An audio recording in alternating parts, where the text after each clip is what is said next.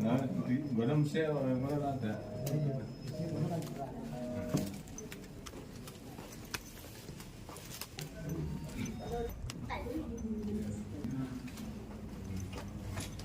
Going down. Don't even do this thing.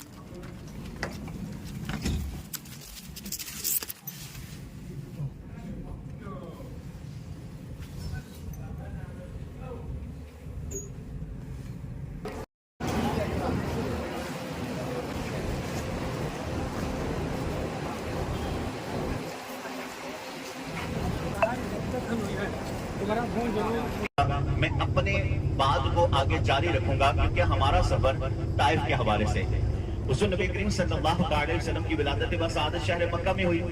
आपका बचपन शहर मक्का में गुजरा, आपकी जवानी शहर मक्का में गुजरी। हुज़ूर नबी करीम सल्लल्लाहु अलैहि वसल्लम ने अपनी जिंदगी के मुबारक 53 साल, कितने साल जी?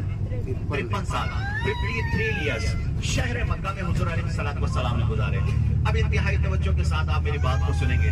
40 साल की उम्र है अल्लाह के प्यारे नबी सल्लल्लाहु अलैहि वसल्लम की।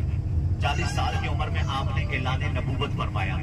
जब अल्लाह के प्यारे नबी सल्लल्लाहु अलैहि वसल्लम ने ऐलान नबूवत फरमाया ना, तो उस वक्त मक्के के हालात ये थे कि मक्के के जितने भी काफिर थे ये अल्लाह के प्यारे नबी सल्लल्लाहु अलैहि वसल्लम को सादिक और अमीन कहा करते थे। इस कदर सादिक और अमीन मशहूर थे कि काफिर अपनी कीमती अमानतें अल्लाह के प्यारे नबी सल्लल्लाहु अलैहि वसल्लम के पास रखवाया करते थे। अब इस कदर हुजूर जो है वो इनके दरमियान जो है वो मशहूर थे सादिक और अमीन। याद रखिएगा ऐलान नबूवत 40 साल की उम्र में हुआ। ऐलान नबूवत कब हुआ और नबी कब बने? वो नबी वो उस वक्त थे जब हजरत आदम दुनिया में तशरीफ भी नहीं लाए थे। ठीक है, वो उस वक्त भी नबी थे, लेकिन बाकायदा जो ऐलान का सिलसिला हुआ वो अल्लाह ताला के प्यारे नबी सल्लल्लाहु अलैहि वसल्लम ने 40 साल की उम्र में फरमाया। और 40 अगर आप अल्लाह के नबी हैं, दावे में सच्चे हैं, हमारा अकीदा, हमारा नजरिया ये है जादू जमीन पर असर करता है। कहाँ करता है? जमीन पर। कहाँ करता है? जमीन पर। अच्छा, आप जा रहे हैं ताइफ को, मैं बेस आपको बता के लेके जाना चाह रहा हूँ कि ताइफ हम जा क्यों रहे हैं, वजूहात क्या है, और आका करीम अलैहिस्सलातु वस्सलाम वहां गए थे, ये तो हमें पता है। इसकी बेसिक वजूहात क्या बनी थी ये भी थोड़ी सी आप समझ लेना। अब काफिरों ने कहा कि जादू जो है वो जमीन पर असर करता है। कहाँ करता है? जमीन पर, आसमान पर नहीं करता। अगर आप अल्लाह के सच्चे नबी हैं, दावे में भी सच्चे हैं, एक चांद के 2 टुकड़े करके दिखाइए। अल्लाह अकबर। किसके? चांद के 2 टुकड़े करके दिखाइए। अब छबले अबू कुबैस का पहाड़ है, अल्लाह के प्यारे नबी सल्लल्लाहु अलैहि वसल्लम उस पहाड़ पर तशरीफ ले जाते हैं। 14वीं रात का चांद है, पूरी आबो ताब के साथ वो 14वीं रात का चांद अपनी रोशनी को जमीन पर बखेर रहा है, अपनी रोशनी से जमीन को मुनव्वर कर रहा है। अब जब काफिरों ने ये मौजज़ा तलब किया ना कि अगर अल्लाह के नबी हैं तो चांद के 2 टुकड़े करेंगे। अब अल्लाह के प्यारे नबी सल्लल्लाहु अलैहि वसल्लम जबल अबू कुबैस पहाड़ पर खड़े होते हैं, शहादत वाली उंगली को बुलंद करते हैं। आपने शहादत वाली उंगली को बुलंद किया, शहादत वाली उंगली से चांद को इशारा किया। कुर्बान जाए, चांद के 2 टुकड़े हो जाते हैं। जब चांद 2 टुकड़े हुआ तो वो काफिर समझ गए हो ना हो ये तो वाकई अल्लाह के सच्चे नबी और सच्चे रसूल हैं। कौन है? अल्लाह के सच्चे नबी और सच्चे रसूल। ये जानते हुए, ये समझते हुए वो काफिर मेरे और आपके प्यारे नबी सल्लल्लाहु अलैहि वसल्लम पर ईमान नहीं लाए। अब एक तो ईमान नहीं लाए, दूसरा अपने झूठ को छुपाने के लिए उन्होंने मुख्तलिफ अंदाज में अल्लाह के प्यारे नबी सल्लल्लाहु अलैहि वसल्लम को सताना शुरू कर दिया। अब अल्लाह के नबी मक्का की गलियों में गुजरते, लोगों को दीन इस्लाम की दावत देते, ये काफिर बदबख्त अल्लाह के नबी का मजाक उड़ाते। कभी आप मक्के की गलियों से गुजर रहे होते, लोगों को दीन इस्लाम की तरफ बुला रहे होते, ये काफिर बदबख्त रास्ते में जो है वो कांटे बिछा देते। अल्लाह के प्यारे नबी सल्लल्लाहु अलैहि वसल्लम को कांटों पर चलना पड़ता।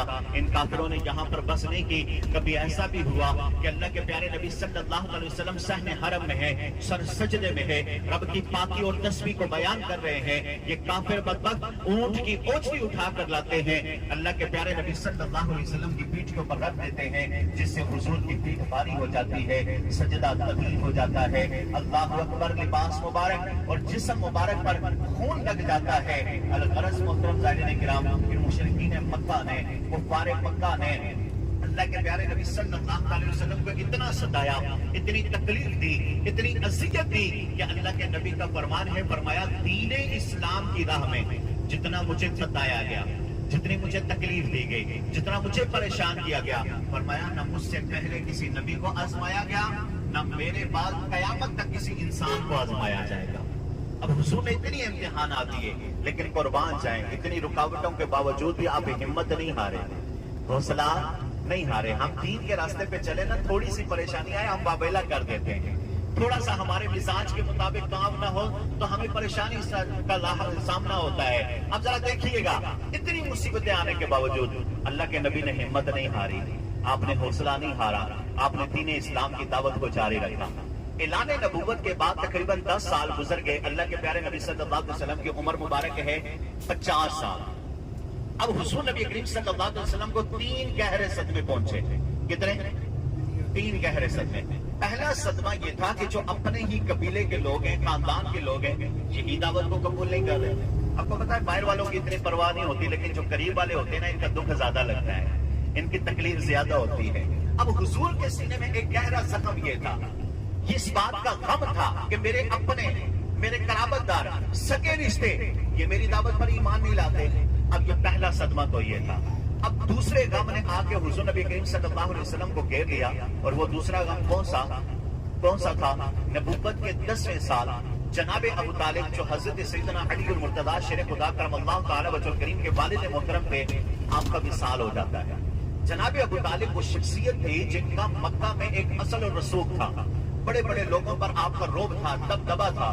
کافر اللہ کے نبی کو ستایا تو کرتے تھے، لیکن ان کی جرأت نہیں ہوتی تھی کہ جناب ابو طالب کی ظاہری زندگی میں یہ جو ہے وہ حضور نبی کریم صلی اللہ علیہ وسلم پر دعویٰ بول دیتے یا اللہ کے پیارے نبی صلی اللہ علیہ وسلم پر حملہ کر دیتے۔ اب جناب ابو طالب کا وصال ہو جاتا ہے۔ جب آپ کا وصال ہوا تو کفار کی لگامیں کھل گئی۔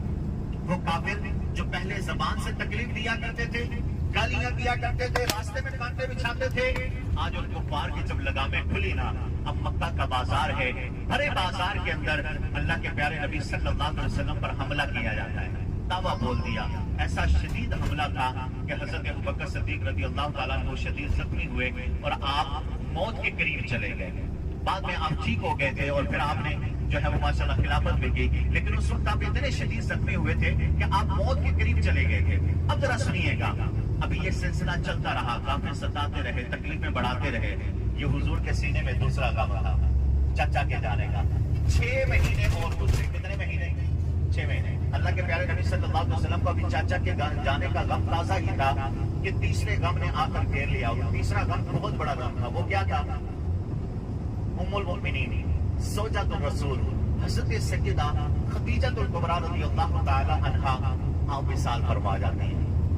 حضرت سیدہ خدیجہ الکبریٰ وہ تھی جنہوں نے مشکل حالات میں اللہ کے پیارے نبی صلی اللہ علیہ وسلم کو ساتھ دیا، حضور کے شانہ بشانہ کھڑی رہی، حضور نبی کریم صلی اللہ علیہ وسلم کے دکھوں کو بانٹتی رہی، اپنا جان، اپنے مال، اپنا ہر چیز اللہ کے پیارے نبی صلی اللہ علیہ وسلم کے نام پر قربان کر دیا۔ لیکن یہ بھی مشکل حالات تھے، جب کافر ستاتے، حضور گھر میں تشریف لاتے، ام المؤمنین نبی کریم صلی اللہ علیہ وسلم کے حوصلے کو بڑھایا کرتی تھی، حضور کے غم کو بانٹا کرتی تھی، حضور کے جو ہے وہ حضور۔ الٹے ہاتھ پر دیکھ لیجئے، الٹے ہاتھ پر یہ جو 2 مینار آپ کو نظر آ رہے ہیں، ایک مسجد کا مینار ہے، دوسرا ایک علامت کے طور پر مینار بنا ہوا ہے۔ یہ جس مقام کو آپ دیکھ رہے ہیں، یہ کرم المنازل میقات سیل الکبیر ہے، جہاں سے آپ ساتھیوں نے واپسی پر احرام باندھا ہے۔